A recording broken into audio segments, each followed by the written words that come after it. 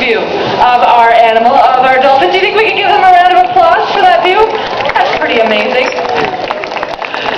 So certainly we are going to be taking a closer look as part of that research at these amazing dolphins and learning their role in all of that research that happens right here off the coast of British Columbia.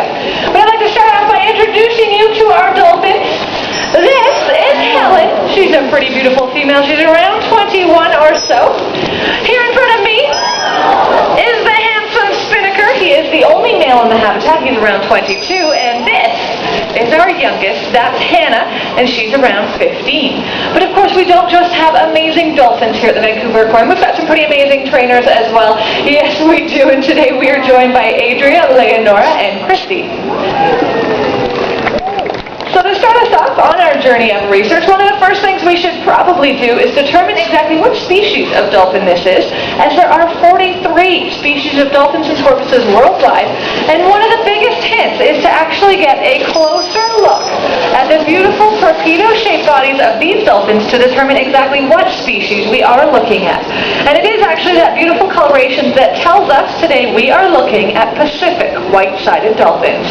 And just as that name suggests, these dolphins can be found all across the North Pacific Ocean, from the north coast of Mexico up to BC and all the way over to Japan. And they are very well known in these areas for being very sociable and, of course, for those wonderful acrobatics high above the ocean surface.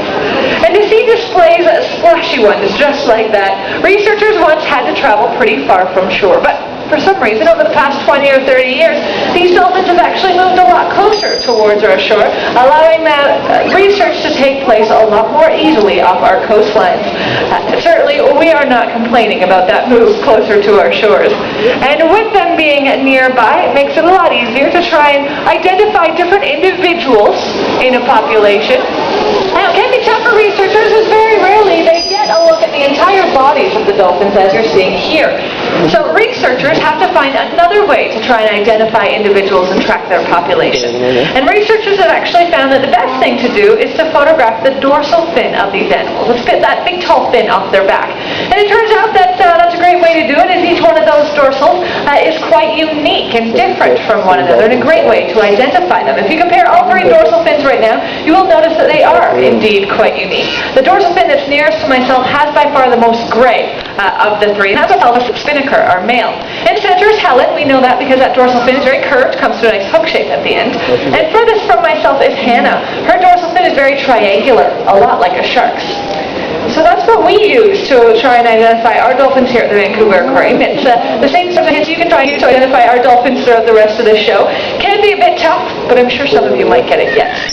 But of course, just identifying these dorsal fins is not the only thing researchers are going to observe off our coast. They're also going to see a lot of predator-prey interactions, because of course, these dolphins are both predator and prey. Now, to see the predator side of things with these dolphins, all you have to do is actually take a look inside their mouth. And if you get the opportunity to see inside that mouth, you might notice anywhere from 100 to 120 cone-shaped teeth.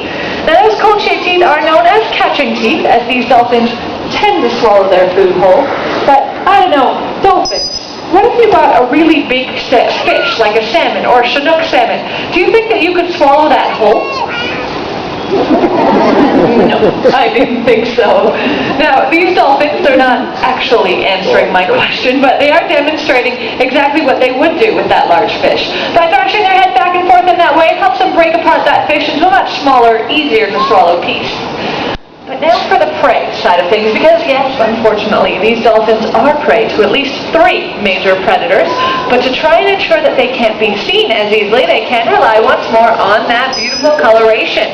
So you might have noticed there that nice dark top and white belly. That's a form of camouflage known as counter shading.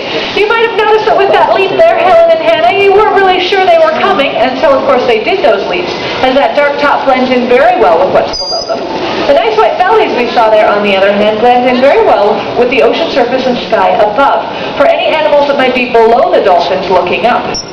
But of course, that counter shading cannot work all of the time. Those predators are still going to come across them. But who are the predators? Well, the first major predator is large, it's black, it's white, it's anyone? Orca or killer whale. And these dolphins can use their speed see demonstrated by Hana here, to escape those very large, much slower moving transient orcas. It is a wonderful tactic to use against such an animal. Those acrobatics we've seen a bit of are another excellent way to escape a transient orca. But these animals do have different strategies for different predators. For their second major predator, for example, now this animal can be quite large. It's gray. It's got lots of teeth. Spielberg made a movie about them. It's sharks, absolutely. And to escape a shark, these dolphins can rely on their rostrum. It's that hard part just touching Adria's hand right there. And it's about as hard as a baseball bat, as we can see demonstrated here by Spinaker. He uses that rostrum very effectively. But of course, that rostrum is not the only hard part of their body, and it's not the only part of their body that they can use to defend themselves. Those tails that we've seen in action with all those acrobatics and leaps are another excellent way to defend themselves. Now, we have heard about two out of three of their major predators. So what could possibly be the third, you might be wondering? Well, the third major predator is actually an animal we have here in abundance at the Vancouver Aquarium. I don't need to alarm you, but if you were to take a look to your left and a look to your right, you'd find that you're surrounded by them. It's children!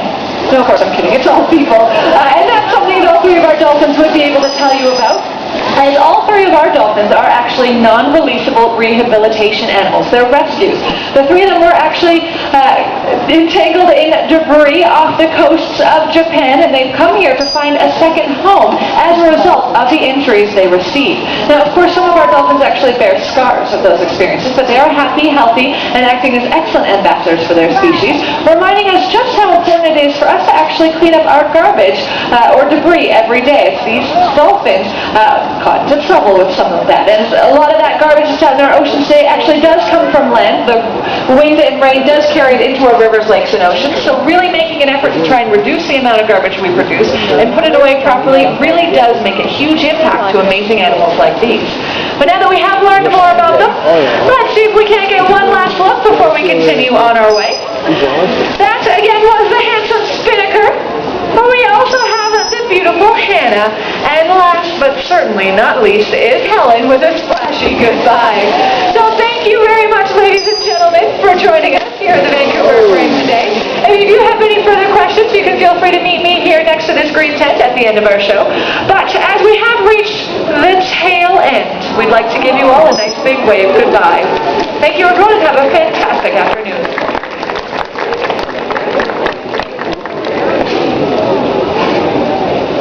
Okay.